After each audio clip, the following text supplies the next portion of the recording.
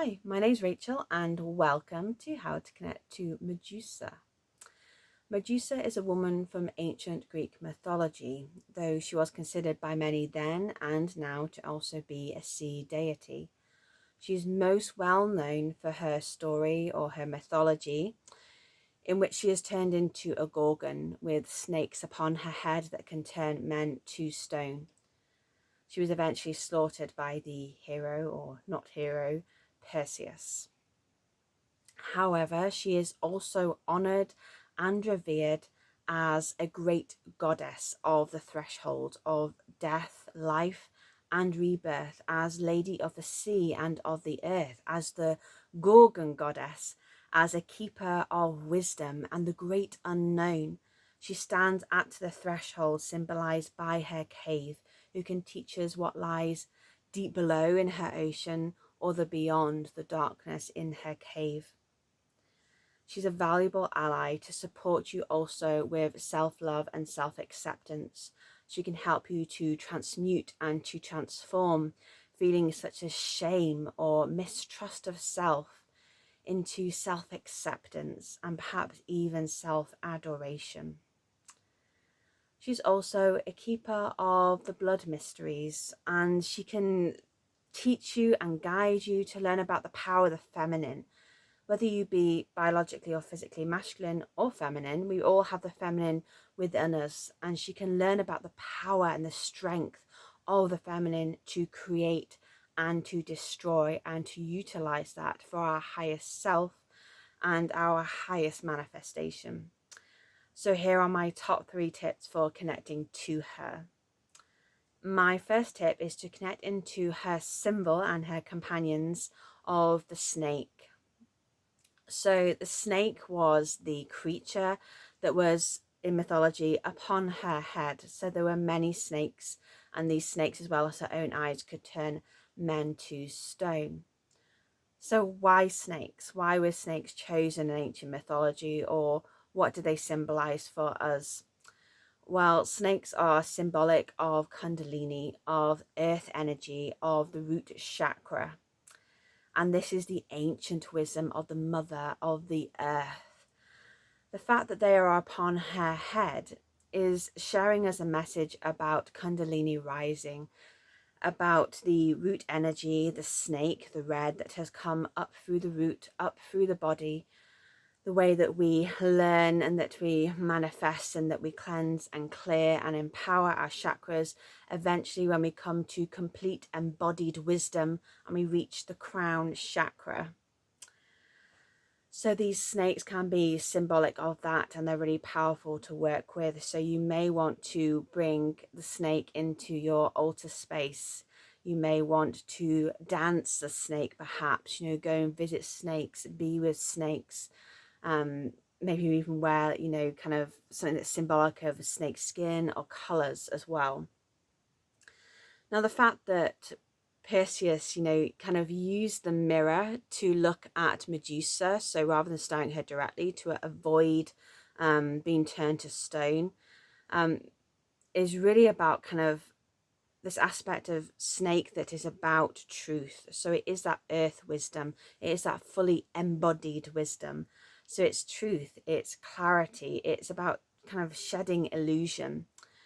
So the fact that her snakes, are on her head, the crown chakra, with the crown chakra, which symbolizes, our connection to the divine, this kind of using the mirror to see her, and the fact that he isn't turned to stone shows the truth, the reality that she is not dangerous, deadly, or vicious or a monster. When he sees her truth in the mirror, he sees her as she is, fully embodied, her wisdom, and so he doesn't turn to stone. And so the snakes can be, symbolic of kind of like shedding the ego as well. My second tip is to connect into her sacred color of red. Now, this is one of her symbolic colours, and in particular I choose red to share with you today because it represents both her blood. So when she is slaughtered, her blood is spilt, and this blood actually comes forth and brings new life in the form of Pegasus. But also this red blood is said to go into the sea, and it produces all of the red coral that is in the ocean. So this red colour really reminds us of her as a goddess at the threshold of life and death and rebirth. You know, so after death comes life, and then through life comes death. So you may want to wear this red or have this red adorning your altar space in remembrance of her. You may want to have a red candle, or write with a red pen, or paint with red, or even have a red ribbon or piece of string that represents her blood that was spilled. So from her spilling of blood came new life. My third tip is to connect in with the symbol of the mirror. So I've briefly spoken about the mirror already. The mirror kind of as a way that reflects and shows the soul. So it is truth. It's about kind of seeing what's the other side, but the other side is the place where we are separate from or out of illusion. When we look in the mirror, you know, we see ourselves exactly as we are. You know, there's no hiding there. So we have this symbology, you know, like I said, mentioned already, about kind of reaching this full embodiment of wisdom where we have found our inner truth.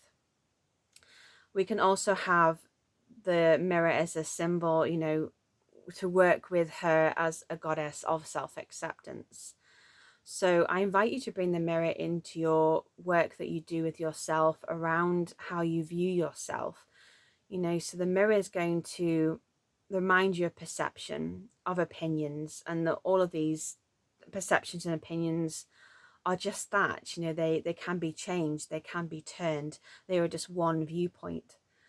So when you look into the mirror, perhaps you see what is, you know, traditionally portrayed as a Gorgon, as a Medusa, something that's ugly, frightening, scary, wrong, bad, or ugly.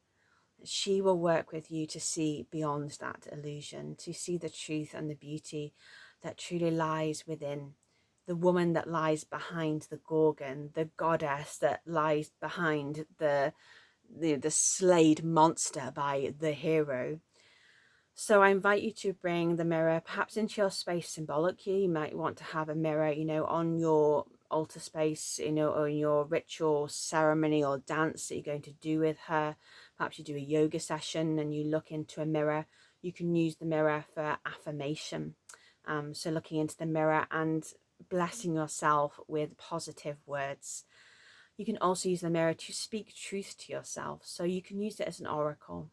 So ask for Medusa's presence and her wisdom and her truth, and ask a question, any kind of question or inquiry as you're looking into the mirror, and allow yourself to speak back the truth or to see it in your own eyes.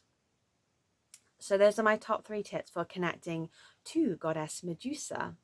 You can also find out more about her in one of my books. So she is a featured goddess, and I am a best-selling author on goddess mythology. So you can find out more about that soon. I also have an upcoming guided meditation and journey with her to explore that more. You know, if you are watching this way in the future, there is a recording of that you can enjoy anytime, and watch again to journey deeper with her and to receive her wisdom and her healing. I'm going to pop the links for those 2 things below, and also the link for my Facebook group that you can join anytime, which is my community here for Wolf Woman Rising, and also my dance school Under the Dancing Tree. So all of my students, clients, past, present, and future, all join there for connection, for sharing, for being seen, being heard, for being witnessed, and also I do live events, meditations, etc. in there. And I would love to connect with you more. Any questions, just pop them below or in the Facebook group. Thank you so much for listening. I hope this supports and guides you, and many, many blessings for your continued journey with the great goddess Medusa. Blessed be.